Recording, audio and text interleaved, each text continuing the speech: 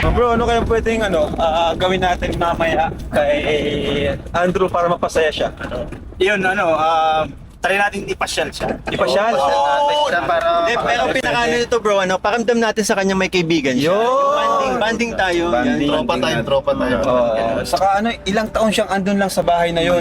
So maganda mailabas natin siya, may pasyal sa daet, sa dagat. Lalo pa nakapuntang SM yun, di ba? Magugulat po yun. Grabe. 12 years ba naman na nandun lang?